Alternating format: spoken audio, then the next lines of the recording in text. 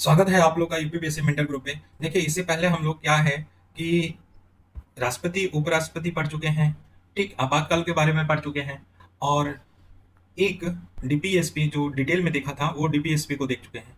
अब हम लोग देखने जा रहे हैं संसद पार्लियामेंट को देखने जा रहे हैं। यहाँ से क्या क्या क्वेश्चन इंपॉर्टेंट बन सकते हैं उसको देखेंगे। तो देखिए, आर्टिकल 79 में बोलता है संसद तीन अंगों से मिलकर बना है। संसद तीन अंगों से मिलकर बना है, ये पूछ लिया जाता है। तो लोकसभा, राज्यसभा और राष्ट्रपति से मिलके ये क्या बना है, संसद बना है, पार्लियामेंट। तो पार्लियामेंट के तीन अंग है, ये वो कौन सा आर्टिकल बताता है, 79 बताता है। आर्टिकल 80, आर्टिकल 80 के बारे में देखो तो सबसे पहले उच्च सदन कौन बोला जाता है, राज्यसभा को बोलते हैं उच्च सदन। तो कौन आएगा सबसे पहले, 80 में राज्यसभा की संरचना के बारे में बात किया जाएगा। तो 80 में राज्यसभा की संरचना के बारे में बात किया जाएगा और 81 में लोकसभा की संरचना की बात किया जाएगा। तो जब भी कंफ्यूजन हो कि कौन सी संरचना में किसकी बात किया जा रहा है, तो ये थोड़ा सा कंफ्यूजिंग हो तो राज्यसभा मान लो उच्च सदन है, तो सबसे पहले कौन आएगा, राज्यसभा। तो 80 आएगा, उसके बाद 81 लोकसभा की संरचना आएगा। ठीक, अब राज्यसभा की संरचना देख लो।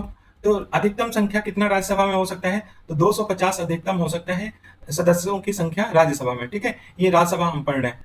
और वर्तमान में कितना है, तो 245 सदस्य हैं। ठीक है, निर्वाचित कितने किए जाते हैं, तो 238 निर्वाचित किए जाते हैं, 12 क्या किए जाते हैं, मनोनीत किए जाते हैं। ठीक है, लेकिन अगर वर्तमान में देखें तो 233 निर्वाचित किए जाते हैं और 12 मनोनीत किए जाते हैं। जबकि अधिकतम संख्या में देखें तो निर्वाचन कितना होना चाहिए, 238 होना चाहिए, लेकिन होते कितने हैं, अभी 233 होते हैं। मनोनीत कितने होते हैं, 12।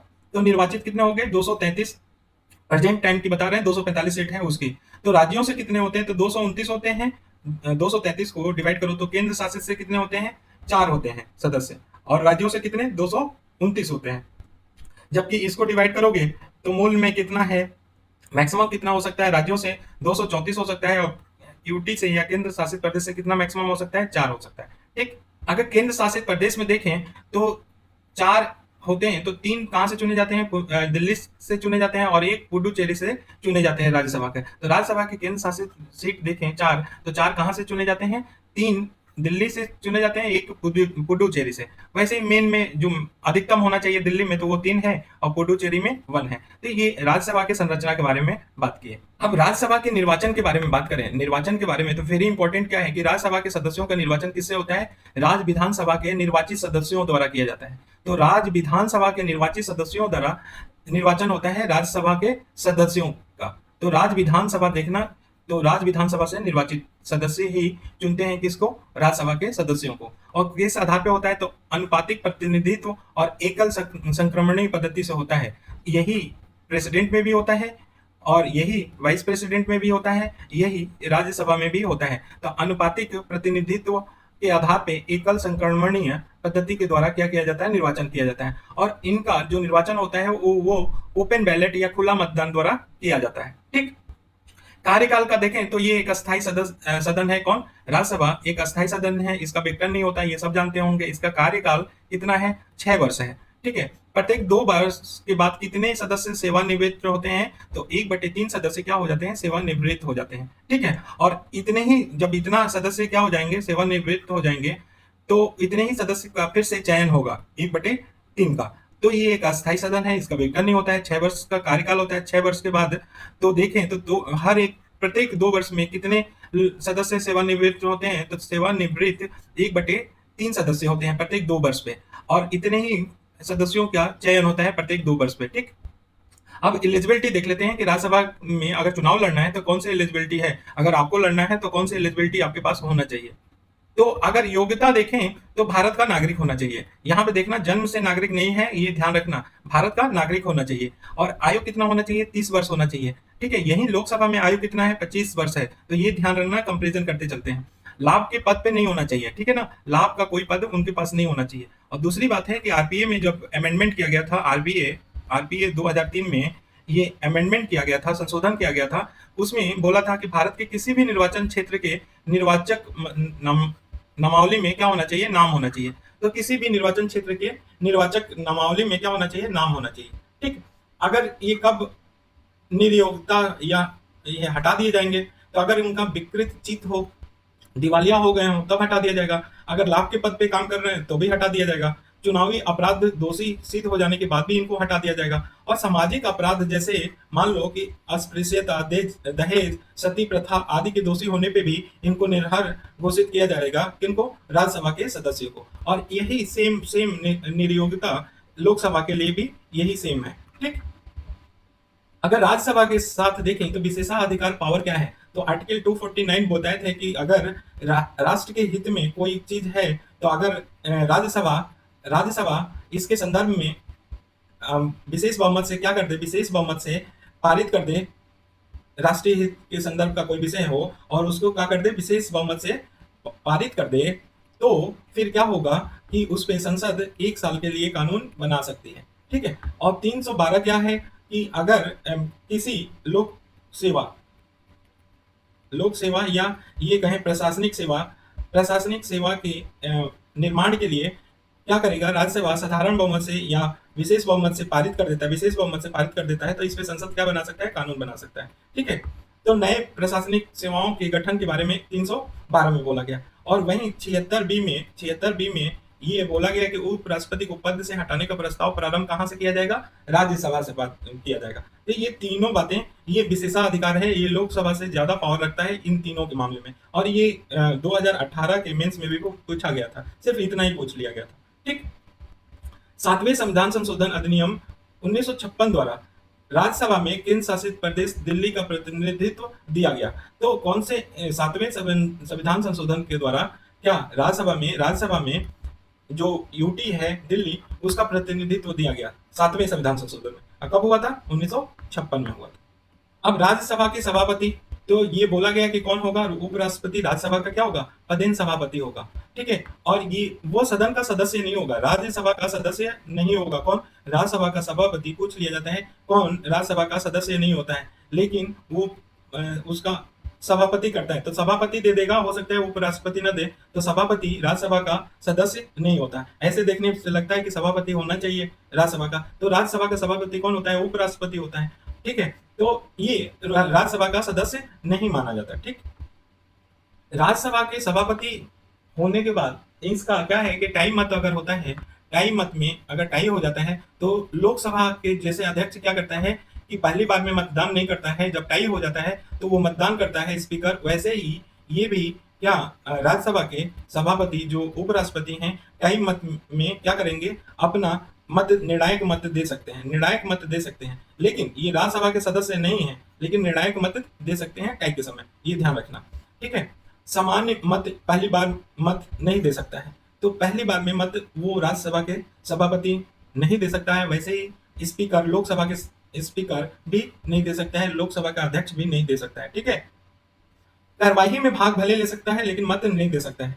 टाई होने पे मत दे सकते हैं दोनों के। ठीक, दोनों के अध्यक्ष या सभापति क्या कर सकते हैं, टाई होने पे मत दे सकते हैं। नेक्स्ट क्वेश्चन पूछता है कि जो राज्यसभा के सभापति हैं उनको जो वेतन भत्ता मिलता है वो क्या उपराष्ट्रपति का मिलता है कि सभापति का मिलता है। तो याद रखना कि राज्यसभा के सभापति जो उपराष्ट्रपति होते हैं, वाइस प्रेसिडेंट होते हैं, उनको वेतन भत्ता किसके रूप में मिलता है, वो सभापति के रूप में मिलता है, न कि उपराष्ट्रपति के रूप में मिलता है। ठीक है। और भारत की संचित नीति पे ये भारित होता है। ठीक है। तो ये ध्यान रखना कि जो वेतन भत्ता राष्ट्रपति को उपराष्ट्रपति को मिलता है वो सभापति का मिलता है, न कि उपराष्ट्रपति का मिलता है। ठीक। अब राज्यसभा के उपसभापति की बात करें तो अब अगर उपसभापति बोले राज्यसभा के में तो क्या होगा कि उस जो राज्यसभा के सदस्य हैं अपने के जो वहां के सदस्य हैं उन्हीं के बीच में से एक उप सभापति का चयन किया जाता है। उप सभापति का क्या किया जाता है, चयन किया जाता है अपने में ही राज्यसभा के सदस्यों द्वारा। ठीक है। अगर मान लो रिक्त हो जाता है उप सभापति के, रिक्त होने पे राज्यसभा के नए उप सभापति चयन स्वयं कर लेती है। तो अगर मान लो कि अगर उप सभापति क्या होता है कि वो स्थान रिक्त है तो फिर से क्या कर लेगा, राज्यसभा अपने उप सभापति का चयन कर लेगा। लेकिन ऐसा लोकसभा में नहीं होता है। लोकसभा में राष्ट्रपति द्वारा ये कार्य संपादित किया जाता है। उप सभापति का चुनाव एक बार लिस्ट बन जाता है, उस लिस्ट में जो जो नाम होता है उसके आधार पे बना जाता है। मान लो कि पहले नंबर वाला नहीं है तो दूसरे नंबर वाले को उप सभापति बना दिया जाएगा। तो लोकसभा में यह कार्य किसके द्वारा किया जाता है, राष्ट्रपति के द्वारा किया जाता है। जबकि राज्यसभा में उप सभापति के रिक्त होने वाला कार्य कौन करता है, खुद राज्यसभा करता है। ठीक है। तो ये ध्यान रखना, वेरी इंपॉर्टेंट, थोड़ा सा डिफरेंस है, ये अंदर की बात है, ये यहाँ पे क्वेश्चन फंस सकता है अगर टफ बनाया तो। ठीक। लोकसभा की संरचना की बात करें, ये आर्टिकल कौन से, आर्टिकल 81 में है।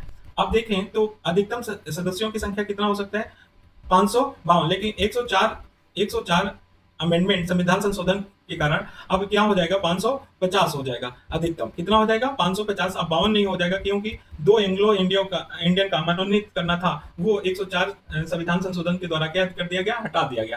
ठीक है, तो ये ध्यान रखना कि अधिकतम अब हो जाएगा 550। वर्तमान में सदस्य संख्या कितना है, तो 545 है। ठीक है, जिसमें 543 क्या किया जाते हैं, निर्वाचित किए जाते हैं, और 2 क्या किया जाते हैं, मनोनीत किए जाते हैं। तो अधिकतम में देखें तो राज्यों से कितनी बात कहा गया है, तो 530 राज्यों से आएंगे, और केंद्र शासित प्रदेशों से कितने आएंगे, 20 आएंगे। ठीक है, तो 550 में देखो निर्वाचित कितने हो गए, 550। तो 550 में 530 कहां से आएंगे, राज्यों से, और 20 किसको एलोकेटेड है, केंद्र शासित प्रदेशों के।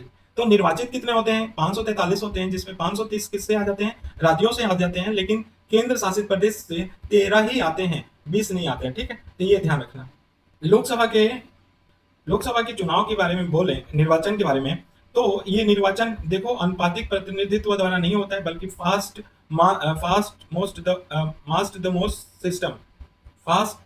द पोस्ट सिस्टम, ये इसके द्वारा होता है, एफटीपी के द्वारा, कि अर्थात जो भी पोल को पहले छुएगा वही विजेता घोषित किया जाएगा। ठीक है, तो निर्वाचन इनके आधार पे होता है, अनुपातिक प्रतिनिधित्व पे नहीं होता है, और इन लोगों का चुनाव जो होता है वो प्रत्यक्ष होता है। ठीक है, और वयस्क सार्वभौम मताधिकार के आधार पे होता है, प्रत्यक्ष रूप से चुने जाते हैं। तो जिस क्षेत्र के आधार पे, निर्वाचन क्षेत्र के आधार पे क्या चुने जाते हैं, वयस्क सार्वभौम मताधिकार के द्वारा प्रत्यक्ष रूप से क्या चुने जाते हैं, ये चुने जाते हैं लोकसभा के सदस्य। ठीक है, तो ये प्रादेशिक प्रतिनिधित्व के आधार पे होता है। इनका कार्यकाल कितना होता है, तो 5 वर्ष होता है। ठीक है, और ये लोकसभा क्या बोला जाता है, अस्थायी सदन बोला जाता है। ठीक, प्रधानमंत्री की सिफारिश पर समय से पूर्व राष्ट्रपति द्वारा क्या किया जा सकता है, भंग किया जा सकता है, इसलिए इसको अस्थायी सदन बोला जाता है। तो प्रधानमंत्री अगर सिफारिश कर दे तो समय से पूर्व 5 साल से पहले भी ये क्या हो सकता है, भंग हो सकता है। ठीक, लोकसभा। अब योग्यता की बात कर लें, तो योग्यता में जो बोला था सिर्फ एज का 25 वर्ष का है, किसमें, लोकसभा में, जबकि राज्यसभा में क्या बोला था, 30 वर्ष है। तो ये भारत का नागरिक होना चाहिए, बाकी सब होना चाहिए, भारत का नागरिक होना चाहिए। ठीक, दूसरा क्या होना चाहिए कि ये कोई लाभ के पद पे ना हो। ठीक है, और तीसरा कि निर्वाचन क्षेत्र में या निर्वाचन सूची में इनका नाम हो। ठीक है, चुनाव सूची में इनका नाम हो। तो ये 3 चीजें होनी चाहिए, और एज में डिफरेंस है। लोकसभा के अध्यक्ष की बात करें तो आर्टिकल 93 के तहत ये चुने जाते हैं। ठीक, और ये अपने सदस्यों में से ही चुनती है, कौन, लोकसभा। ठीक है, तो लोकसभा के अध्यक्ष और उपाध्यक्ष के चुनाव की बात किसमें किसमें आर्टिकल में किया गया है, तो 93 में किया गया है। ठीक है, अध्यक्ष और उपाध्यक्ष दोनों ही पद रिक्त होने पे लोकसभा द्वारा बनाए गए 10 सदस्यों की तालिका, हमने बोला था ना कि सूची बना लिया जाता है, तो 10 सदस्यों की तालिका बनाया जाता है, उसमें वरिष्ठता के क्रम आने वाले व्यक्ति की अध्यक्षता किया जाता है। तो सूची में मान लो कि 2 नहीं है, तो तीसरे नंबर पे जो होगा वो अध्यक्षता करेगा। तो ऐसे सूची 10 लोगों का बना लिया जाता है, जबकि राज्यसभा में हमने बताया कि ऐसा नहीं होता है। राज्यसभा खुद ही जैसे ही कोई अनुपस्थित होता है, ठीक है, तो वो चुनाव कर लेता है, लेकिन वो उप सभापति का ही चुनाव करता है, ऐसा नहीं कि सभापति का चुनाव कर लेगा। ठीक है, तो ये ध्यान रखना, सभापति राष्ट्रपति उपराष्ट्रपति होता है। ठीक, अब इसके कार्य और शक्ति से क्वेश्चन जरूर पूछा जाता है, वेरी इंपॉर्टेंट है। तो विधेयक के धन विधेयक होने का निर्धारण किसके द्वारा किया जाता है, तो स्पीकर के द्वारा किया जाता है। ठीक है, तो स्पीकर के द्वारा धन विधेयक या मनी बिल निर्धारण किया जाता है, किसके द्वारा, स्पीकर के द्वारा। अगर ज्वाइंट सिटिंग होता है, वो संयुक्त बैठक की अध्यक्षता कौन करता है, तो वो कौन करता है, लोकसभा का अध्यक्ष करता है।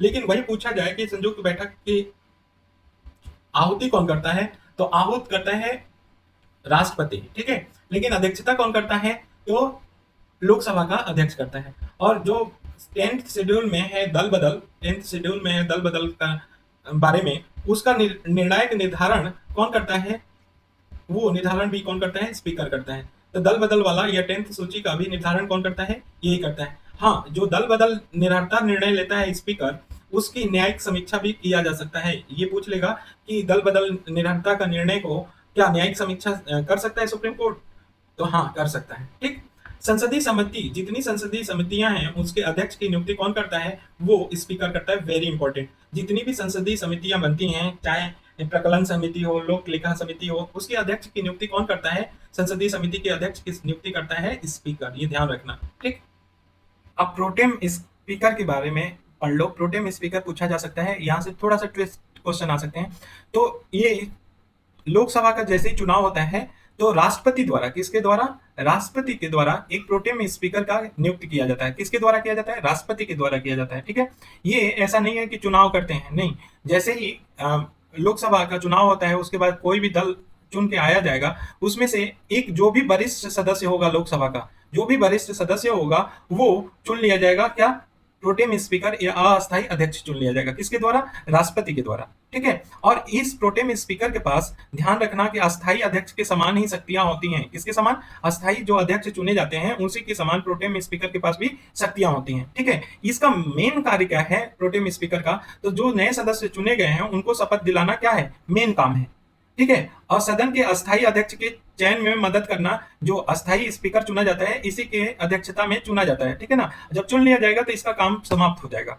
प्रोटेम स्पीकर को कौन फिर शपथ दिलाता है? तो वो राष्ट्रपति द्वारा दिलाया जाता है। वेरी इंपॉर्टेंट, दो चीजें इंपॉर्टेंट बताया कि एक राष्ट्रपति क्या करता है? प्रोटेम स्पीकर का चयन करता है। दूसरी बात बताया कि अध्यक्ष के स्पीकर के समान ही इसका भी पावर होता है। तीसरा बताया कि ये जितने नए सदस्य बनते हैं लोकसभा के सदस्य, उनको सबको शपथ दिलाने का काम कौन करता है? स्पीकर करता है। और इसी के सामने पे, इसी की अध्यक्षता में स्पीकर के चुनाव भी किया जाता है लोकसभा द्वारा। उसके बाद ये अगर पूछे कि स्पीकर को कौन शपथ दिलाता है, तो स्पीकर को शपथ दिलाने वाला राष्ट्रपति होते हैं। ठीक है, और पहले अगर प्रोटेम स्पीकर देखें तो पहला, भारत का पहला प्रोटेम स्पीकर डॉक्टर सच्चिदानंद सिन्हा थे। कौन थे? डॉक्टर सच्चिदानंद सिन्हा।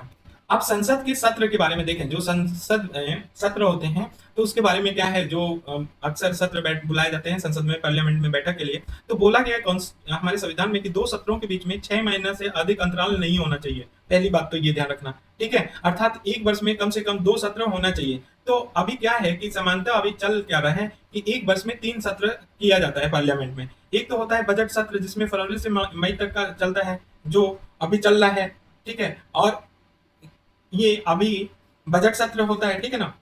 दूसरा होता है मानसून सत्र। मानसून सत्र कब से चलता है? जुलाई से सितंबर चलता है। और तीसरा चलता है शीतकालीन सत्र, ये नवंबर से दिसंबर चलता है। तो साल में 3 सत्र समानता होता है, लेकिन हमारे कॉन्स्टिट्यूशन में बोला गया है कि कम से कम 2 होना चाहिए साल भर में, अर्थात 6-6 महीने पे होना चाहिए। 6 महीना से ज्यादा गैप नहीं होना चाहिए। ठीक है, तो 3 समानता 3 सत्र देखे जाते हैं, बजट सत्र, मानसून सत्र और शीतकालीन सत्र।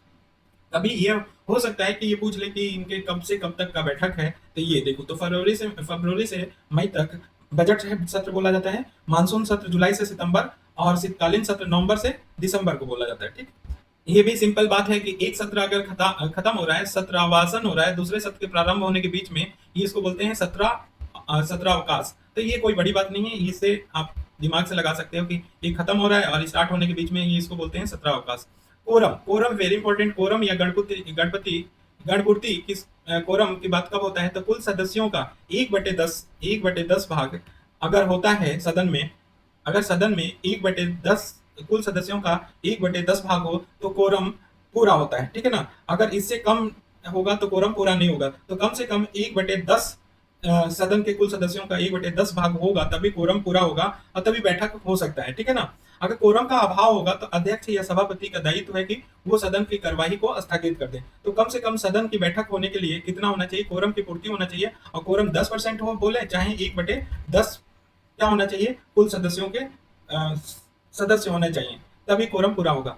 एक होता है स्थगन। स्थगन क्या मतलब क्या है? कि सदन की बैठक को एक निश्चित समय के लिए रोक दिया जाए। एक निश्चित समय के लिए रोक दिया जाए तो ये स्थगन होगा, चाहे कुछ घंटे के लिए, कुछ दिन के लिए या कुछ सप्ताह के लिए। अगर ये कुछ भी हो, कुछ घंटे के लिए भी रोक दिया जाएगा तो स्थगन बोला जाता है। ठीक है। सत्रावसान किसको बोलते हैं? कि सदन की सत्र समापन को, अगर सदन की सत्र क्या हो जाता है? समाप्त हो जाता है, उसको हम क्या बोलते हैं? सत्रावसान बोलते हैं। ठीक है। सत्रावसान की घोषणा कौन करता है? राष्ट्रपति करता है। ठीक है। और ये ध्यान रखना कि सत्रावसान की घोषणा कौन करता है? राष्ट्रपति करता है, लेकिन मंत्रिपरिषद के सलाह से करता है। मंत्रिपरिषद के सलाह से। एक होता है अनिश्चित काल। अनिश्चित काल स्थगन का मतलब होता है कि अध्यक्ष के द्वारा टाइम नहीं बताया जाता कि अगली बैठक कब होगा, उसी को बोलते हैं अनिश्चितकालीन स्थगन। तो इसमें क्या होगा कि स्पीकर या सभापति द्वारा ये नहीं बताया जाएगा कि कितने समय के बाद फिर से दोबारा बैठक होगा या कितने समय के लिए स्थगित किया जाता है, वो बोलते हैं अनिश्चितकालीन स्थगन। विघटन क्या होता है? विघटन तो विघटन से विद्यमान सदन का जीवन काल क्या हो जाता है, समाप्त हो जाता है। तो सदन का जीवन काल समाप्त किससे हो जाता है, विघटन से हो जाता है। लोकसभा का विघटन किया जाता है लेकिन राज्यसभा का विघटन नहीं होता है। लेक डक सत्र किसको बोलते हैं, तो लेक डक सत्र ये पूछा जा सकता है। लेक डक क्या होता है, इसमें होता है कि नई लोकसभा के गठन से पूर्व वर्तमान लोकसभा के अंतिम सत्र को लेक डम सत्र बोलते हैं। कैसे बोलते हैं, देखो क्या होता है कि मान लो कि ये अभी 2022 है, 2022 में चुनाव हुआ और चुनाव होके कुछ लोग सदस्य बन के आए, और इससे पहले सदन चल रहा था, कुछ पुराना वाला जो चुनाव था, ये तो नया चुनाव हुआ, इससे पहले जो चुनाव में था तो कुछ लोग चुन के आए थे। अब इनमें कुछ लोग होंगे कि नए वाले में शामिल होंगे और कुछ लोग नहीं शामिल होंगे, कुछ लोग हार गए होंगे। तो जो हार गए होंगे उसको ब्रिटिश लैंग्वेज में लेम डक बोला जाता था। क्या बोला जाता था, लेम डक बोला जाता था। तो लेम डक बोलने की वजह से इसका नाम ही बोल गया लेम डक बोला जाता है। ठीक है, तो जो नई लोकसभा के गठन से पूर्व वर्तमान लोकसभा के अंतिम सत्र, जो वर्तमान लोकसभा है उसका अंतिम सत्र में, उसको लेम डक सत्र बोला जाता है। क्यों, क्योंकि जो हार गए होते हैं उनको लेके बोला जाता है। ठीक है, समझे, नहीं समझे तो एक बार फिर समझो कि मान लो नई चुनाव हुआ तो लोकसभा का गठन हो गया, लोकसभा का गठन हो गया, इसके कुछ सदस्य हैं, उसमें सदस्य में जो भी है हमें नहीं मालूम, और वर्तमान में जो चल रहा था, अभी तो ये बनने वाला है लोकसभा, अब ये बनेगा लोकसभा, क्या करेगा वहां लोकसभा का प्रतिनिधित्व है। लेकिन इससे पहले लोकसभा का चुनाव में जो लोग हार गए होंगे वो लोकसभा क्या करते हैं कि अपनी अंतिम बैठक करते हैं संसद में, या अपनी लोकसभा में अंतिम बैठक करते हैं, जो अंतिम बैठक करते हैं और उसमें जो हारे गए हैं उनको लेम डक बोला जाता था, इसीलिए इसको लेम डक सत्र बोला जाता है। ठीक है, देखो यहाँ लिखा भी है कि वर्तमान लोकसभा के सदस्य जो नई लोकसभा के निर्वाचित नहीं होते हैं उनको लेम डक बोलते हैं। ठीक है, लेम डक कहलाते हैं। अब देखो संसद की कार्यवाही के साधन क्या क्या हैं, तो ये है प्रश्नकाल, शून्यकाल, प्रस्ताव, संकल्प, ठीक है, अल्पकालीन चर्चा, आधे घंटे की बहस, औचित्य प्रश्न, युवा संसद, अविश्वास प्रस्ताव, ये सब क्या है, संसद के कार्यवाही के साधन है। ठीक है ना, कौन कौन, अभी हमने बताया कि प्रश्नकाल, शून्यकाल, प्रस्ताव और अल्पकालीन चर्चा, आधे घंटे की बहस, औचित्य प्रश्न, युवा संसद, संकल्प, अविश्वास प्रस्ताव, ये सब संसदीय कार्रवाई के क्या है, साधन है। इसके ऊपर, संसद के ऊपर क्या किया जाता है, कार्रवाई किया जाता है इनके माध्यम से। अब इनमें देखो पहला आता है प्रश्नकाल। अब इससे क्वेश्चन बनते हैं, पता नहीं क्यों गलत हो जाता है लोगों का। प्रश्नकाल जब भी संसद में, संसद का पहला बैठक, संसद का जो पहला घंटा होता है, पहला घंटा 11 से 12 बजे तक, उसको बोला जाता है प्रश्नकाल। जो भी संसद का पहला घंटा होता है उसको क्या बोला जाता है, प्रश्नकाल बोला जाता है। इस समय संसद क्या करते हैं, संसद सदस्य प्रश्न पूछते हैं और मंत्री उसका जवाब देता है। तो पहला घंटा जो भी संसद का होता है उसको प्रश्नकाल बोला जाता है। इसमें संसद क्या करेगा, संसद सदस्य प्रश्न पूछते हैं और उसका मंत्री क्या करेगा, जवाब देगा। तो प्रश्न कितने प्रकार के हो सकते हैं इसमें प्रश्नकाल में, वो देखो। तीन प्रकार के प्रश्नों, प्रश्नकाल में तीन प्रकार के प्रश्न हो सकते हैं। एक होते हैं तारांकित प्रश्न, एक हो सकते हैं अतारांकित प्रश्न, एक होता है अल्प सूचना के प्रश्न। जो तारांकित प्रश्न है, तारांकित स्टार बोलते हैं इसको इंग्लिश में, वो मौखिक प्रश्न होते हैं। ठीक है, और इसका उत्तर भी किसमें दिया जाता है, मौखिक उत्तर दिया जाता है। लेकिन इसमें पूरक प्रश्न पूछे जा सकते हैं, इसमें मौखिक उत्तर में दिया जाएगा, तारांकित में पूरक प्रश्न पूछे जा सकते हैं। लेकिन जो अनस्टार्ट क्वेश्चन होता है, अनस्टार्ट अतारांकित प्रश्न होता है, वो लिखित रूप से पूछे जाते हैं। लेकिन ध्यान रखना कि 15 दिन का नोटिस दे के ही पूछा जा सकता है। तो 15 दिन का नोटिस दे के लिखित प्रश्न पूछा जाता है, और इसका उत्तर भी कैसे देगा, जो मंत्री होगा वो लिखित रूप से देगा। लेकिन इसमें पूरक प्रश्न नहीं पूछे जा सकते, वेरी इंपॉर्टेंट, इसमें पूरक प्रश्न नहीं पूछे जा सकते, लेकिन तारांकित प्रश्न वाले में पूछे जा सकते हैं। अब देखो अल्प सूचना के प्रश्न क्या होते हैं, वो मौखिक प्रश्न होते हैं और मौखिक ही उत्तर दिए जाते हैं। सार्वजनिक महत्व के विषय संबंधित जो पूछे जाते हैं प्रश्न, वो अल्प सूचना के प्रश्न होते हैं। कम से कम 10 दिन का नोटिस देकर पूछा जाता है अल्प सूचना के प्रश्न। ठीक है, कम से कम 10 दिन का नोटिस देकर पूछा जाता है, जबकि अंतरांकित में कितने, 15 दिन का। तो लिखित से जो भी उत्तर है और प्रश्न लिखित से उत्तर देने की बात है अतारांकित। बाकी तारांकित और अल्प सूचना के प्रश्न में क्या होगा, सब मौखिक प्रश्न पूछे जाते हैं, मौखिक उत्तर दिया जाता है। ठीक है, और जो अल्प सूचना के प्रश्न है वो सार्वजनिक महत्व के विषय संबंधित प्रश्न होते हैं, और इसमें तारांकित प्रश्न में कोई भी प्रश्न हो सकता है। ठीक है ना, और तारांकित प्रश्न में सबसे बड़ी बात है कि पूरक प्रश्न पूछे जा सकते हैं। ठीक, नेक्स्ट है शून्यकाल। शून्यकाल क्या होता है कि जैसे ही प्रश्नकाल खत्म होता है, प्रश्नकाल खत्म होता है 11 से 12 तक रहता है, उसके बाद 12 से 1 बजे तक जो भी होता है 1 घंटा का काल, उसको शून्यकाल बोलते हैं। क्या बोलते हैं, शून्यकाल। ये शून्यकाल बिना किसी पूर्व सूचना के, बिना किसी नोटिस के इसमें मामले उठाए जा सकते हैं। शून्यकाल में कोई भी मामला उठाया जा सकता है बिना सूचना के, ये ध्यान रखना। 12 से 1 के बीच में होता है और ये अनौपचारिक साधन है, ये अनौपचारिक साधन होता है, ठीक है। आधे घंटे का बहस किसको बोला जाता है? तो लोक महत्व के विषय पे चर्चा के लिए अध्यक्ष के द्वारा सप्ताह में 3 दिन निर्धारित कर दिया जाता है और इस पर मतदान की आवश्यकता नहीं होती है, वो आधे घंटे का बहस बोला जाता है। कि लोक महत्व के विषयों की चर्चा के लिए अध्यक्ष क्या करेगा? सप्ताह में 3 दिन निर्धारित करेगा कि आधे आधे घंटा हम क्या करेंगे? बहस करेंगे। तो वो आधे घंटे का बहस बोला जाता है और इसमें आधे घंटे की बहस में किसी लोक महत्व के विषय पे होता है तो उस पे मतदान नहीं होता है, ठीक ना। अब देखो, आते हैं प्रस्ताव कितने प्रकार के होते हैं, वो प्रस्ताव से पूछे जाते हैं। तो प्रस्ताव पीठासीन अधिकारी लोकसभा का और राज्यसभा का जो भी पीठासीन अधिकारी होगा वही उसी को शक्ति प्राप्त है कि किसी प्रस्ताव को स्वीकार करे या अस्वीकार करे। किसी प्रस्ताव की स्वीकार करना या अस्वीकार करना पीठासीन अधिकारी की शक्ति है, ठीक। देखो, धन्यवाद प्रस्ताव के बारे में पढ़ते हैं। तो धन्यवाद प्रस्ताव में क्या होता है कि जैसे ही चुनाव होके पहला सत्र बैठने जा रहा है लोकसभा में, ठीक है, या प्रत्येक साल के जो पहला सत्र होता है उससे पहले क्या करता है? राष्ट्रपति सदन को क्या करता है? संबोधित करता है। तो प्रत्येक आम चुनाव के बाद और पहले सत्र एवं वित्तीय वर्ष के पहले सत्र के, वित्तीय वर्ष मतलब जो भी वित्तीय वर्ष स्टार्ट हो रहा है उसके पहले सत्र को राष्ट्रपति क्या करता है? संबोधित करते हुए अभिभाषण देता है, ठीक है। तो प्रत्येक जो भी आम चुनाव होता है उसका जो पहला सत्र होता है, पहला सत्र बैठने जाता है, उससे पहले और वित्तीय हर एक साल के पहले जो पहला बैठक होता है उसको राष्ट्रपति क्या करता है? सदन को संबोधित करता है। और ये अभिभाषण जो पहले सदन में देता है कौन? राष्ट्रपति। वो किसके द्वारा तैयार किया जाता है? वो मंत्री परिषद के द्वारा तैयार किया जाता है। इस अभिभाषण में क्या होगा? सरकार के कार्य निष्पादन, भावी योजनाओं का क्या होता है? जिक्र होता है। इसमें जो राष्ट्रपति अभिभाषण देंगे, ठीक। तो ये समझो कि पहले सत्र जो चुनाव के बाद जो पहला सत्र होगा या प्रत्येक साल के पहले सत्र में, ठीक है, जो राष्ट्रपति क्या करेगा? संबोधित करता है, संबोधित करते हुए अभिभाषण देता है। अभिभाषण किसके द्वारा तैयार किया जाता है? ये भी पूछा जाता है। तो राष्ट्रपति का अभिभाषण मंत्रिपरिषद द्वारा तैयार किया जाता है। इसमें कैसे काम को करेंगे, योजनाओं कौन कौन से चला रहे हैं, क्या हमारा लक्ष्य है, ये सब बताया जाता है। तो धन्यवाद प्रस्ताव, जब ये अभिभाषण हो जाता है तो धन्यवाद प्रस्ताव ये सदन द्वारा क्या किया जाता है? पारित किया जाता है। और धन्यवाद प्रस्ताव का संविधान में, कॉन्स्टिट्यूशन में कहीं उल्लेख नहीं है। जैसे शून्य काल होता है, शून्य काल कहाँ से होता है? 12 से 1 होता है। ये संविधान में उल्लेख नहीं है, ये संसदीय प्रक्रिया है। वैसे ही ये बिल्कुल विशुद्ध रूप से भारतीय प्रक्रिया है। कौन? शून्य काल भारत द्वारा लाया गया। तो शून्य काल की तरह ही धन्यवाद प्रस्ताव संविधान में उल्लेख नहीं है, ये संसदीय प्रक्रिया का भाग है, ठीक है। ध्यान आकर्षण प्रस्ताव में क्या होता है? शून्य काल की तरह भी ये ध्यान आकर्षण प्रस्ताव, जैसे शून्य काल भारतीय नवाचार के दिन है, वैसे ही भारतीय नवाचार का दिन क्या है? ध्यान आकर्षण प्रस्ताव। तो ये ध्यान रखना।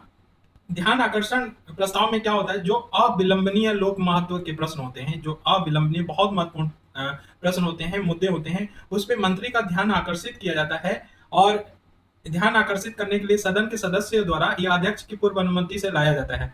तो ये अध्यक्ष की पूर्व अनुमति से भी आ सकता है और किसी भी सदस्य द्वारा किसी मंत्री का ध्यान आकर्षण करने के लिए ये प्रस्ताव लाया जाता है, जो कि बहुत ही महत्वपूर्ण मुद्दों पर होता है, ठीक। ध्यान आकर्षण, इसलिए ध्यान आकर्षित किया जाता है, इसलिए इसको ध्यान आकर्षण बोलते हैं। लेकिन इसका सबसे इंपॉर्टेंट बात है कि शून्य काल में किसी नियम का उल्लेख नहीं किया गया है, लेकिन ध्यान आकर्षण प्रस्ताव में इसकी प्रक्रिया के नियमों का उल्लेख है। ध्यान रखना, जो शून्य काल पढ़े थे ना, 12 से 1 है, उसमें कोई नियम नहीं दिया गया है, कोई प्रक्रिया का उल्लेख नहीं किया गया है, शून्य काल बस दे दिया गया है। लेकिन ध्यान आकर्षण प्रस्ताव में इसका प्रक्रिया और नियम के बारे में बताया गया है, ठीक है। तो ये ध्यान रखना। अब आता है स्थगन प्रस्ताव। स्थगन प्रस्ताव में क्या होता है कि जो अत्यंत जरूरी होते हैं, लोक महत्व के एकदम बिल्कुल जरूरी है और कोई चर्चा चल रहा है तो उसको रोक दिया जाएगा, रोक कर स्थगन प्रस्ताव द्वारा लाए गए मुद्दों की चर्चा की जाती है। तो अगर कोई चर्चा चल रहा है और बहुत जरूरी लोक महत्व का क्या होता है, प्रश्न होता है या मुद्दा होता है, तो स्थगन प्रस्ताव में क्या किया जाता है कि वो चर्चा को रोक के जो महत्वपूर्ण प्रश्न होता है उसको लाया जाता है, ठीक है। तो ये ध्यान रखना, स्थगन प्रस्ताव है। अब विश्वास प्रस्ताव क्या है? तो अविश्वास लोकसभा के नियम है, लोकसभा में नियम दिया गया है, 198 के तहत लाया जाता है ठीक है। और केवल किस में लाया जा सकता है? अविश्वास प्रस्ताव लोकसभा में लाया जा सकता है। अविश्वास प्रस्ताव अगर पारित हो जाता है तो लोकसभा के जो नेता होते हैं, मंत्री होते हैं, उनको इस्तीफा देना पड़ जाता है। ठीक है। तो इस प्रस्ताव को लाने के कारण बताना आवश्यक नहीं है। कारण बताना आवश्यक नहीं है। ये अगर टफ क्वेश्चन पूछेगा तो ये ध्यान रखना, कारण बताना आवश्यक नहीं है। जो भी अविश्वास प्रस्ताव लाया जाता है, ये प्रस्ताव विपक्ष के द्वारा लाया जाता है। किसके द्वारा लाया जाता है? विपक्ष के द्वारा लाया जाता है। नेक्स्ट इंपॉर्टेंट ये है कि अविश्वास प्रस्ताव पे चर्चा करने के लिए जब भी अविश्वास प्रस्ताव विपक्ष के द्वारा लाया जाएगा तो लोकसभा के 50 सदस्यों की सहमति क्या है? अनिवार्य है। कितने? 50 सदस्यों की सहमति अनिवार्य है। अगर अविश्वास पारित हो जाता है तो सरकार को अनिवार्य रूप से क्या करना पड़ेगा? त्याग पत्र देना पड़ेगा। ठीक, तो ये हमारा क्या था? अविश्वास प्रस्ताव था। ठीक, अब देखो, अब विशेषाधिकार प्रस्ताव। विशेषाधिकार क्या होता है कि संसद को विशेषाधिकार प्राप्त है। संसद को विशेषाधिकार प्राप्त है तो ये ध्यान रखना कि जो भी विशेषाधिकार का उल्लंघन करता हो, ऐसा लग जाए किसी सदस्य को, संसद सदस्य को ऐसा लग जाए कि कोई मंत्री छुपा कर या गलत सूचना देकर किसी मंत्री ने सदस्यों के विशेषाधिकार का क्या किया? उल्लंघन किया गया है, तो विशेषाधिकार प्रस्ताव लाया जाता है। और विशेषाधिकार प्रस्ताव के द्वारा इसका उद्देश्य क्या होता है कि संबंधित जो मंत्री होता है जिसने गलत सूचना दिया है या छुपाकर कोई काम किया है, उसकी निंदा की जाती है। क्या की जाती है? निंदा की जाती है। तो विशेषाधिकार के उल्लंघन पे ही लाया जाता है। जब कोई मंत्री विशेषाधिकार का उल्लंघन करता है तब ये विशेषाधिकार प्रस्ताव लाया जाता है और संसद सदस्य द्वारा लाया जाता है और इसमें मंत्री का क्या किया जाता है? निंदा किया जाता है। विशेषाधिकार प्रस्ताव ब्रिटेन से लिया गया है। कहां से? ब्रिटेन से लिया गया है, ये ध्यान रखना। ठीक, अब देखो, very important, very very important कि निंदा प्रस्ताव पूछता है कहाँ लाया जाता है? तो राज्यसभा में भी लाया सकता है? तो नहीं, केवल और केवल निंदा प्रस्ताव कहाँ लाया जा सकता है? राज्यसभा, लोकसभा में लाया जा सकता है। वैसे ही अविश्वास प्रस्ताव पड़ा है, वो क्या अविश्वास प्रस्ताव हम ला सकते हैं किसमें? राज्यसभा में? नहीं, केवल और केवल रोज लोकसभा में लाया जा सकता है। ठीक है। और निंदा प्रस्ताव किसी एक मंत्री के पे हो सकता है या पूरा मंत्रिपरिषद के विरुद्ध लाया जा सकता है। ध्यान रखना कि कोई एक मंत्री हो सकता है, उसका निंदा किया जा सकता है, या पूरी मंत्रिपरिषद के विरुद्ध भी लाया जा सकता है क्या? निंदा प्रस्ताव। ठीक है। और निंदा प्रस्ताव लाने का कारण बताना अनिवार्य है। कारण बताना क्या है? अनिवार्य है। वहीं अविश्वास प्रस्ताव में पढ़ा कि कारण बताना जरूरी नहीं है, लेकिन निंदा में अनिवार्य है कारण बताना। ध्यान रखना। और निंदा प्रस्ताव पारित हो जाने पे सरकार को क्या करना पड़ेगा? त्याग पत्र देना होगा। वैसे ही अविश्वास पारित हो जाने पे तो क्या होगा? त्याग पत्र देना होगा। ठीक है, ये ध्यान रखना। निंदा प्रस्ताव की एक बात करें तो इसमें ऐसा जरूरी नहीं है कि त्याग पत्र दे, आवश्यक नहीं होता है कि वो त्याग पत्र दे, लेकिन उसके ऊपर दबाव बन जाता है। ठीक है, और फिर अन्य माध्यम से लोकसभा में अपना बहुमत सिद्ध करना पड़ता है उसको। तो ऐसा नहीं है कि जरूरी कि वो दे, लेकिन अविश्वास प्रस्ताव में है कि जरूरी दे दे। अब इन दोनों के डिफरेंस देखेंगे, उसमें क्लियर हो जाएगा। अब देख लो डिफरेंस, निंदा प्रस्ताव और अविश्वास प्रस्ताव में क्या डिफरेंस है। तो निंदा प्रस्ताव के लिए कारण बताना क्या है? अनिवार्य है, इसमें आवश्यक नहीं है, बता चुके हैं। एक मंत्री के खिलाफ लाया जा सकता है या पूरा मंत्री परिषद के खिलाफ लाया जा सकता है निंदा प्रस्ताव। लेकिन अविश्वास क्या लाया जाता है? समस्त मंत्री परिषद के विरुद्ध लाया जाता है, न कि किसी एक मंत्री के विरुद्ध लाया जाता है। ठीक है, तो इसमें एक मंत्री या मंत्री परिषद के विरुद्ध लाया जा सकता है, जबकि इसमें समस्त मंत्री परिषद के विरुद्ध लाया जाता है। इसमें क्या होगा? सरकार को त्याग पत्र देना पड़ता है। इसमें सरकार को त्याग पत्र देना अनिवार्य है, इसमें कोई अनिवार्य नहीं है। ठीक है, दबाव में देता है। सरकार को कुछ कार्यों या नीतियों के खिलाफ निंदा के लिए लाया जाता है, तो सरकार के कुछ कार्य हो चाहे नीति हो उसके खिलाफ लाया जाता है। जबकि अविश्वास प्रस्ताव देखें तो मंत्रिपरिषद को लोकसभा का विश्वास प्राप्त है कि नहीं है, इस निर्धारण के लिए लाया जाता है कि मंत्रिपरिषद को लोकसभा का विश्वास प्राप्त है कि नहीं है, इसके निर्धारण के लिए अविश्वास प्रस्ताव लाया जाता है। ठीक है, हमारे पास विधेयक जो प्रस्तुत किए जाते हैं कितने प्रकार के होते हैं? तो 3 प्रकार के। एक साधारण विधेयक होता है। तो साधारण विधेयक क्या है? किसी भी सदन में, चाहे लोकसभा राज्यसभा, दोनों में ही प्रस्तुत किया जा सकता है। ठीक है, दोनों सदनों की समान शक्तियां होता है किस पे? साधारण विधेयक पे। और संयुक्त बैठक के कारण राज्यसभा क्या, मतलब साधारण विधेयक में यह है कि अगर कोई डिस्प्यूट हो जाता है तो संयुक्त बैठक का प्रावधान है, संयुक्त बैठक का ज्वाइंट सिटिंग का प्रावधान है किसमें? साधारण विधेयक में। ठीक है, राष्ट्रपति द्वारा स्वीकार, अस्वीकार, पुनर्विचार हेतु भेजना, वीटो का प्रयोग करना, ये सब राष्ट्रपति का अधिकार होता है साधारण विधेयक पे, कि राष्ट्रपति क्या कर सकता है? इस साधारण विधेयक को स्वीकार कर सकता है, अस्वीकार कर सकता है, फिर से विचार करने के लिए भेज सकता है, वीटो शक्ति का प्रयोग कर सकता है, राष्ट्रपति कर सकता है किस पे? साधारण विधेयक पे। राष्ट्रपति की पूर्व अनुमति जरूरत नहीं है साधारण विधेयक को लाने के लिए, तो राष्ट्रपति की पूर्व अनुमति नहीं है क्या? पूरे साधारण विधेयक को लाने के लिए। लेकिन याद रखना, जब भी संयुक्त बैठक होता है, ज्वाइंट सिटिंग होता है, उसमें राज्यसभा का प्रभाव कम हो जाता है लोकसभा का प्रभाव ज्यादा होता है। तो साधारण विधेयक के बारे में बोल पढ़े। अब देखो धन विधेयक, ये केवल और केवल लोकसभा में लाया जाता है।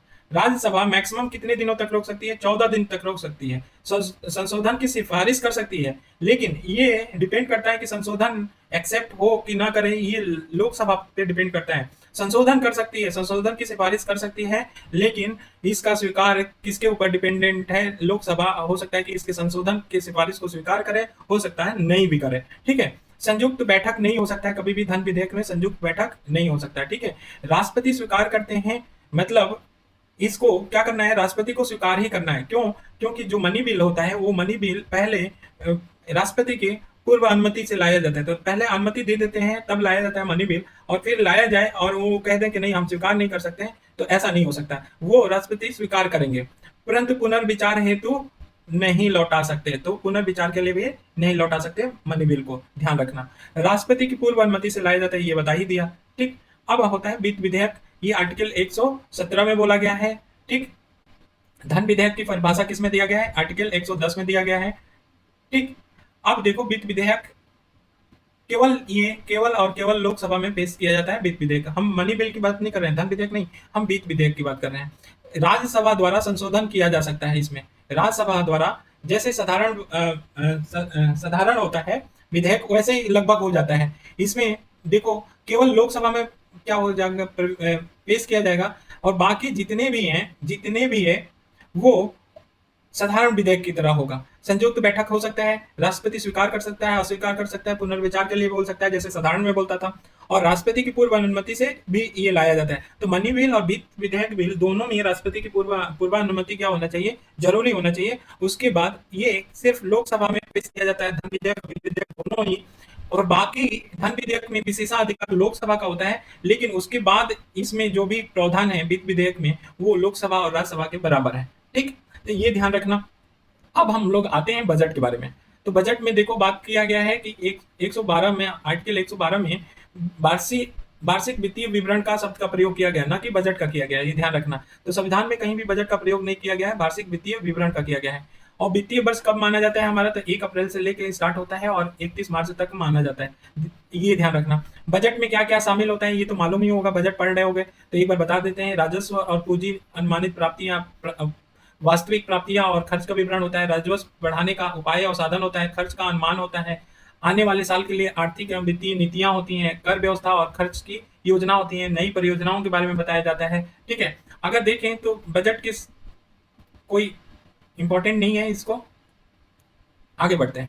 अब आ जाओ, संसद में बजट पारित होने के कितने चरण होते हैं? तो 6 चरण होते हैं।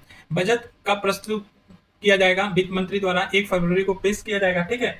और बजट पे भाषण होने के बाद बजट को सर्वप्रथम लोकसभा में प्रस्तुत किया जाएगा, और इस पे राज्यसभा को अनुदान मांगों पर कटौती का अधिकार नहीं है। तो बजट में जो भी है अनुदान मांगों पे कटौती का अधिकार किसको नहीं है? राज्यसभा को अधिकार नहीं है, कोई बड़ी बात नहीं है। आम बहस, तो दूसरे चरण में क्या होता है? आम बहस होता है। बजट पे 3 से 4 दिन तक क्या होता है? बहस चलती है।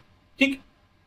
और विभागीय समितियों द्वारा जांच किया जाता है। इसके बाद तीसरा चरण आता है कि विभागीय समितियों द्वारा इसका जांच किया जाता है। ठीक है। अस्थायी समिति की व्यवस्था सबसे पहले 1993 में संसदीय वित्तीय नियंत्रण के उद्देश्य से प्रारंभ किया गया था। तो अस्थायी समिति कब स्टार्ट किया गया था?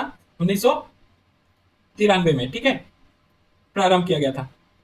उसके बाद चौथा होता है अनुदान मांगों पे मतदान करना। तो अनुदान मांगों पे मतदान का अधिकार केवल और केवल किसके पास होगा? लोकसभा के पास होगा, राज्यसभा के पास नहीं होगा। उसके बाद पांचवा होगा कि विनियोग विधेयक पारित करवाना। जब इसमें भारत के संचित निधि से क्या होता है? पैसा निकालना होता है। तो धन विनियोग विधेयक माध्यम से ही निकाला जाता है। जब भी भारत के संचित निधि से पैसा निकालना हो खर्च के लिए, तो धन विनियोग विधेयक के माध्यम से ही निकाला जाता है। तो इस विनियोग विधेयक को क्या किया जाता है कि लोकसभा में पेश किया जाता है, और लोकसभा द्वारा स्वीकृत मांगों और संचित निधि पर भारत व्यय को सम्मिलित किया जाता है। कहने का मतलब है कि विनियोग विधेयक लाया जाता है जिससे संचित निधि से पैसा निकाला जाता है खर्च करने के लिए। उसके बाद वित्त विधेयक पारित होना। जो वित्त विधेयक होता है उसको पारित किया जाता है लोकसभा के। ठीक है। तो सामान्यतः वित्त विधेयक बजट पेश किए जाने के बाद तुरंत लोकसभा में पेश कर दिया जाता है। ठीक है।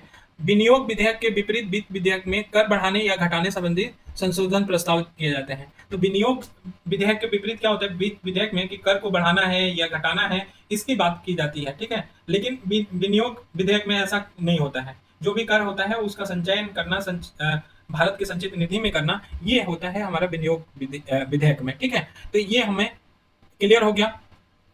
और वित्त विधेयक पेश होने से 75 दिन के भीतर संसद द्वारा क्या होना चाहिए, पारित हो जाना चाहिए, और राष्ट्रपति द्वारा क्या हो जाना चाहिए, स्वीकृत हो जाना चाहिए। ये 75 दिन याद रखना।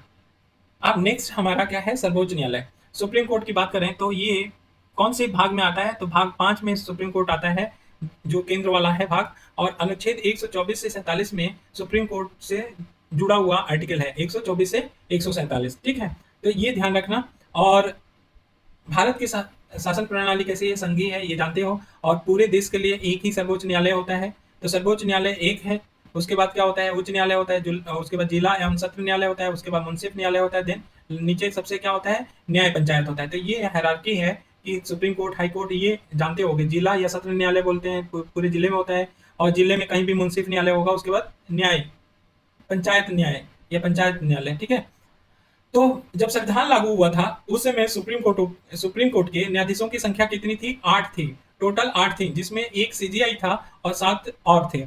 तो टोटल क्या था, जब संविधान लागू हुआ था तो सुप्रीम कोर्ट के न्यायाधीशों की संख्या कितनी थी, 8 थी। ये ध्यान रखना। उच्चतम न्यायालय के न्यायाधीशों की संख्या में वृद्धि की शक्ति किसके पास है, तो वो संसद के पास है। तो संसद ही उच्चतम न्यायालय या सुप्रीम कोर्ट के न्यायाधीशों की संख्या में क्या कर सकता है, वृद्धि कर सकता है। एक क्वेश्चन है कि क्या सर्वोच्च न्यायालय दिल्ली के अतिरिक्त किसी और स्थान पर सुनवाई कर सकता है, तो हाँ, वो कर सकता है। दिल्ली के अतिरिक्त भी सुप्रीम कोर्ट कहीं और सुनवाई कर सकता है। जैसे कि हैदराबाद और श्रीनगर में सुप्रीम कोर्ट ने ऐसी सुनवाई कर रखी है। हैदराबाद में और श्रीनगर, ये दोनों जगह क्या न्यायालय ने सुनवाई कर रखी है। तो सुप्रीम कोर्ट न्यायालय दिल्ली के अतिरिक्त अन्य कहीं भी स्थान पे, किसी स्थान पे सुनवाई कर सकता है। ये बात ध्यान रखना।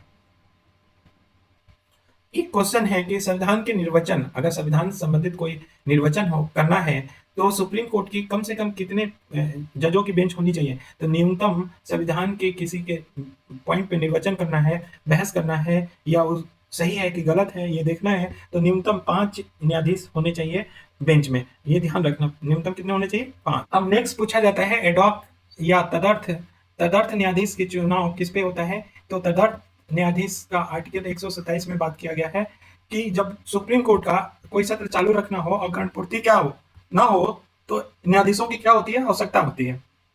तो तदर्थ न्यायाधीश की नियुक्ति सीजीआई द्वारा राष्ट्रपति की पूर्व सहमति से होता है। तो तदर्थ न्यायाधीश की नियुक्ति कौन करता है, सीजीआई करता है। ये ध्यान रखना। जबकि आर्टिकल 126 में बताया था कार्यकारी सीजीआई का नियुक्ति किया जाता है, और किसके द्वारा किया जाता है, प्रेसिडेंट के द्वारा किया जाता है। जबकि तदर्थ न्यायाधीश में कौन नियुक्ति किया जाता है, कौन करता है, तो सीजीआई करता है। किसके सहमति से, राष्ट्रपति की सहमति से। क्यों, क्योंकि जब सुप्रीम कोर्ट की बैठक में कोई गणतंत्र ना हो, कोरम पूरा ना हो, तब ऐसा सीजीआई करता है। ठीक है, अब देखो कि क्या योग्यता होना चाहिए, तो किसी उच्च न्यायालय के न्यायाधीश जो उच्चतम न्यायालय के न्यायाधीश नियुक्त किए जाने की योग्यता रखता हो। एक और बात ध्यान रखो कि उच्च न्यायालय के न्यायाधीशों के परामर्श कर तदर्थ न्यायाधीशों की नियुक्ति किया जा सकता है। ये केवल सुप्रीम कोर्ट में ही होता है। ठीक है, तो उच्च न्यायालय के न्यायाधीश से परामर्श करके तदर्थ न्यायाधीश नियुक्त किया जा सकता है। तो ये ध्यान रखना, ये केवल तदर्थ न्यायाधीशों की नियुक्ति किसमें होता है, सुप्रीम कोर्ट में होता है। कार्यकारी मुख्य न्यायाधीश की नियुक्ति ये 126 में बताया कि सीजीआई ना हो, कोई चीफ जस्टिस ऑफ इंडिया ना हो, तो राष्ट्रपति क्या करेगा, मुख्य न्यायाधीश की नियुक्ति करेगा, कार्यकारी। ठीक है ना, तो ये ध्यान रखना। ये ध्यान रखना, एक और बात है कि संविधान में मुख्य न्यायाधीश की नियुक्ति के लिए कोई पृथक प्रावधान नहीं दिया गया है। ठीक है, सभी न्यायाधीशों की नियुक्ति के लिए एक ही प्रावधान दिया गया है संविधान में। अगर अन्य किसी न्यायाधीश की नियुक्ति करना है सुप्रीम कोर्ट में, तो राष्ट्रपति क्या करेगा, सीजीआई के सलाह पे उच्चतम और उच्च न्यायालय के न्यायाधीशों की भी सलाह ले सकता है। ठीक है, कौन, राष्ट्रपति सीजीआई की नियुक्ति। देखो यहां समझो, राष्ट्रपति भारत के सीजीआई की सलाह पे नियुक्ति करते समय उच्चतम और उच्च न्यायालय और अन्य न्यायाधीशों की भी सलाह ले सकता है। कब, जब सीजीआई, यहाँ कुछ गलत दिया है, हम यहाँ पे सिंपल बता दे रहे हैं, यह देखने पर और कंफ्यूजन होता है। होता क्या है कि अन्य न्यायाधीशों की नियुक्ति है। देखो सीजीआई की नियुक्ति करने के लिए, सीजीआई की नियुक्ति के लिए प्रेसिडेंट नियुक्ति करता है, और इसमें वो किसी भी वरिष्ठ अधिकारी न्यायाधीश का सुप्रीम कोर्ट का क्या कर सकता है, ले सकता है। चाहे कोई भी वक्ता हो बढ़िया, उसे क्या ले सकता है, ये सहमत सलाह ले सकता है सीजीआई की नियुक्ति करने। लेकिन जैसे ही सीजीआई की नियुक्ति हो जाएगी तो सुप्रीम कोर्ट और हाई कोर्ट के जो भी जज होते हैं उनकी नियुक्ति होती है, तो प्रेसिडेंट इसका सलाह लेता है, किसका, सीजीआई का सलाह लेता है। ठीक है, और सलाह तो लेता है लेकिन ऐसा जरूरी नहीं है कि मानने के लिए बाध्य हो। ठीक, तो 143 आर्टिकल 143 प्रेसिडेंट का सलाह लेने का बारे में बताता है। 143 न्यायाधीशों को हटाया जाता है, तो किसी कदाचार और असमर्थता के आधार पर न्यायाधीशों को हटाया जाता है। इसके ध्यान रखना कि सिद्ध कदाचार और असमर्थता के आधार पे ही हटाया जाता है इन लोगों को। और ये ध्यान रखना इस बात का कि इनकी जो डिटेल होगा कि कैसे हटाया जाता है, लोकसभा में कैसे पारित होता है, राज्यसभा में कैसे पारित होता है, ये मेंस का क्वेश्चन बन जाता है, प्री में नहीं आएगा, तो आगे नहीं बताएंगे। सुप्रीम कोर्ट के क्षेत्राधिकार और अधिकार पूछा जाता है, तो 131 प्रारंभिक क्षेत्राधिकार है। प्रारंभिक अधिकारता में आता है 132 में संवैधानिक मामलों की अधिकारता आता है, 133 में सिविल मामलों की अधिकारता आता है, 134 में आपराधिक आता है, 136 में विवेकीय अधिकारी आता है या अपील के लिए विशेष इजाजत आता है, 137 में न्यायिक पुनरावलोकन होता है या समीक्षा आता है। ठीक है, और 143 में क्या होता है, सलाहकारी अधिकारता आता है। तो ये सीधे सीधे ये क्वेश्चन पूछ लिया जाता है। इसको पीडीएफ से आप लोग देख लेना, ऐसे कोई है नहीं, बहुत बार बता चुके हैं ये जब भी पढ़ाया है। इंपॉर्टेंट आर्टिकल हमने बता रखा है, वो वहां पे देख लेना, सारे कवर हो जाएंगे। जो आर्टिकल 141 है, सुप्रीम कोर्ट द्वारा दिए गए निर्णय भारत के सभी न्यायालयों पे क्या होते हैं, बाध्यकारी होते हैं। ये आर्टिकल 141 में है। अब देखो प्रारंभिक क्षेत्राधिकार क्या है सुप्रीम कोर्ट के, ये पूछ लेता है कि सुप्रीम कोर्ट के प्रारंभिक क्षेत्राधिकार बताओ। तो सुप्रीम कोर्ट के प्रारंभिक क्षेत्रकाल होता है, दो प्रकार के होते हैं प्रारंभिक, एक पूर्ण मूल अधिकार क्षेत्र होता है और दूसरा समवर्ती प्रारंभिक क्षेत्राधिकार होता है। तो एक पूर्ण मूल अधिकार होता है, एब्सोल्यूट ओरिजिनल ज्यूरिडिक्शन होता है, पूर्ण मूल अधिकार होता है, एक समवर्ती प्रारंभिक क्षेत्राधिकार होता है। तो इनको देख लेते हैं। जो पूर्ण एब्सोल्यूट ओरिजिनल ज्यूरिडिक्शन होता है वो सिर्फ और सिर्फ सुप्रीम कोर्ट में ही इसकी सुनवाई होती है। इसमें आते कौन कौन है, इसमें प्रारंभिक क्षेत्राधिकार में पूर्ण में आते हैं जो सिर्फ सुप्रीम कोर्ट सुन सकता है, भारत सरकार और एक राज्य या एक से अधिक राज्यों के बीच में विवाद हो तो ऐसा केस सुप्रीम कोर्ट में ही और सिर्फ सुप्रीम कोर्ट में जाता है। दो या दो से अधिक राज्यों के मध्य विवाद हो तो इसकी कुछ शर्तें हैं, उस शर्तों के साथ क्या हो जाता है, सुप्रीम कोर्ट में जाता है। तो इस विवाद का निवारण कौन करता है, सुप्रीम कोर्ट ही करता है। शर्त या रोक क्या है कि इस क्षेत्राधिकार में केवल वही मामले सुप्रीम कोर्ट में जा सकते हैं जिनमें विधि के प्रश्न हो। वही मामले जा सकते हैं प्रारंभिक क्षेत्राधिकार में जिनमें विधि के मामले हों। अतः इसके तहत सुप्रीम कोर्ट राजनीतिक मामले ग्रहण नहीं कर सकता। ठीक है, और दूसरा क्या है, संविधान लागू होने से पूर्व में किए गए संधि, करार इत्यादि में विवाद होने पर उच्चतम न्यायालय प्रारंभिक क्षेत्राधिकार नहीं प्राप्त है। कहने का मतलब है कि संविधान लागू होने से पहले जो एग्रीमेंट है, संधि है, उस पे सुप्रीम कोर्ट का प्रारंभिक क्षेत्राधिकार नहीं प्राप्त है, उस पर निर्णय नहीं सुना सकता है। जो संविधान लागू होने से पहले कोई भी संधि है, करार है, उस पर विवाद हो जाने पर। ठीक है, ये ध्यान रखना। अब आ जाता है कंकरेंट ओरिजिनल ज्यूरिडिक्शन में, देखें समवर्ती प्रारंभिक क्षेत्राधिकार, तो ये सुप्रीम कोर्ट को भी प्राप्त है, हाई कोर्ट को भी प्राप्त है। ये दोनों में जैसे मूल अधिकार है, फंडामेंटल अधिकार के लिए दोनों जा सकते हैं, सुप्रीम कोर्ट में भी जा सकते हैं, हाई कोर्ट में भी जा सकते हैं। अपीलेट ज्यूरिडिक्शन या अपीलीय क्षेत्राधिकार, सुप्रीम कोर्ट भारत का अंतिम अपीलीय न्यायालय है। तो सुप्रीम कोर्ट है भारत का अंतिम अपीलीय न्यायालय है, उसे सभी हाईकोर्ट के निर्णय के विरुद्ध अपील सुनने का अधिकार है। तो जो भी हाईकोर्ट के निर्णय होंगे उसके विरुद्ध अपील सुनने का अधिकार किसके पास है, सुप्रीम कोर्ट के पास है। अपीलीय क्षेत्राधिकार कितने प्रकार के होते हैं, तो 4 प्रकार के होते हैं, ये देख लेते हैं। एक होता है संवैधानिक मामलों की अपील। संवैधानिक मामलों की अपील में क्या होता है कि हाईकोर्ट ये बोल दे, ये प्रमाण दे दे कि जो मामला देखा गया है हाईकोर्ट के द्वारा, इसमें संविधान की व्याख्या से संबंधित कोई प्रश्न है, तो अगर कर दे तो ये संवैधानिक मामलों में अपील बोला जाता है। सिविल मामलों की अपील में क्या होता है कि हाईकोर्ट क्या कर दे, 2 मामलों का प्रमाण पत्र दे दे, हाईकोर्ट क्या कर दे, इन मामलों का प्रमाण पत्र दे दे कि सुप्रीम कोर्ट सिविल मामलों की सुनवाई। तो जब भी हाईकोर्ट क्या करे कि ऐसा कर दे कि हाँ सुप्रीम कोर्ट में ये जाया जा सकता है केस लेके, ये उससे बिलोंग करता है, तो ये सिविल मामले का अपील सुप्रीम कोर्ट क्या कर सकता है, ले सकता है, हाई कोर्ट से ही ले सकता है। ऐसा नहीं है कि लोअर कोर्ट में जाए, लोअर कोर्ट से सीधे सुप्रीम कोर्ट पहुंच जाए, नहीं पहुंच सकते। सिविल मामले का अपील हाई कोर्ट में जाएगा और हाई कोर्ट इस प्रमाण को दे दे कि हाँ सुप्रीम कोर्ट में जा सकता है, तो जा सकता है। ठीक है, और उक्त मामले में विधि के व्यापक महत्व प्रश्न हो तो ऐसे में हो सकता है, और सुप्रीम कोर्ट की राय उस प्रश्न पे सुप्रीम कोर्ट द्वारा डिसीजन जरूरी हो। तो सुप्रीम कोर्ट का ऐसा राय हो सिविल मामले में कि सॉरी हाई कोर्ट का ऐसा राय हो कि सुप्रीम कोर्ट का डिसीजन जरूरी है इस मामले में, तो वो जा सकता है सिविल मामले में, ठीक है ना। आपराधिक मामले में भी है कि वो सुप्रीम कोर्ट जाया जा सकता है क्रिमिनल केस में, जब हाई कोर्ट ऐसा कर दे कि वो अधीनस्थ न्यायालय के दोष मुक्त आदेश का अपील का, अगर मान लो कि जो अधीनस्थ न्यायालय है उसने क्या दे दिया है, उसको छुट्टी दे दिया कि भैया ये फांसी नहीं हो सकता है, ये ठीक है बेकसूर है, और हाई कोर्ट में गया खट से उसको क्या कर दिया, फांसी की सजा सुना दी गई, फांसी की सजा सुना दी गई, तो ऐसे केस में सीधे सीधे कहाँ चला जाएगा, सुप्रीम कोर्ट में चला जाएगा। और अगर मान लो कि हाई कोर्ट जो हाई कोर्ट है अधीनस्थ न्यायालय से वो कोई केस मंगा के और उस केस की सुनवाई करे और उस अभियुक्त को मृत्यु दंड दे दे, क्या करे हाईकोर्ट कोई अधीनस्थ न्यायालय से मंगाए केस और उसको क्या करे अपने अंडर में देखे और उसके बाद विवाद हो और फिर फाइनली उस पर मृत्यु दंड दे दे, तो ये केस किया जा सकता है सुप्रीम कोर्ट में, ठीक है। तो ऐसे केस में आपराधिक मामले के भी जा सकते हैं सुप्रीम कोर्ट में, ये ध्यान रखना। अब देखते हैं और क्या इंपॉर्टेंट है। अब देखो एक और परामर्श क्षेत्राधिकार 143 में बोला गया है ना कि सुप्रीम कोर्ट को यह राइट देता है कि वो सार्वजनिक महत्व के मुद्दे पे राष्ट्रपति द्वारा मांगे जाने पे राय दे सकता है। स्वप्रेरणा से राष्ट्रपति परामर्श नहीं देता, वो ऐसा नहीं है कि स्वप्रेरणा से जाके राष्ट्रपति को बोले भैया ऐसा कर दो, नहीं, जब राष्ट्रपति मांगे तब वो देगा, ठीक है, परामर्श देगा। और राष्ट्रपति इनके परामर्श को मानने के लिए बाध्य नहीं है, बाध्य नहीं होता है, ध्यान रखना, बाध्य नहीं होता है, ठीक है। जो परामर्श समिति होती है उसमें कम से कम 5 मेंबर होने चाहिए। परामर्श समिति जो बनती है परामर्श करने के लिए उसमें कम से कम कितने होने चाहिए, 5 सदस्य होने चाहिए। अब देखो अभिलेखीय न्यायालय कोर्ट ऑफ रिकॉर्ड बोला जाता है, तो इसमें क्या होगा, सुप्रीम कोर्ट को अभिलेखीय न्यायालय बोला जाता है क्योंकि इसके निर्णयों को साक्ष्य के रूप साक्ष्यात्मक मूल्य होता है, तो इसके निर्णय जो होते हैं वो साक्ष्य के रूप में काम करते हैं। किसी न्यायालय में प्रश्न चिन्ह नहीं लगाया जा सकता कि भैया ये उनका अगर रिकॉर्ड में है सुप्रीम कोर्ट में तो इस पे प्रश्न को चिन्ह कोई न्यायालय नहीं लगा सकता कि ये गलत है, ठीक है। कंटेंट ऑफ कोर्ट, ठीक है, किसी भी को भी दंडित किया जा सकता है। अगर अभिलेखनीय न्यायालय का पालन कोई नहीं करता है तो सुप्रीम कोर्ट किसी को कंटेम्प्ट ऑफ कोर्ट का से दंडित कर सकता है।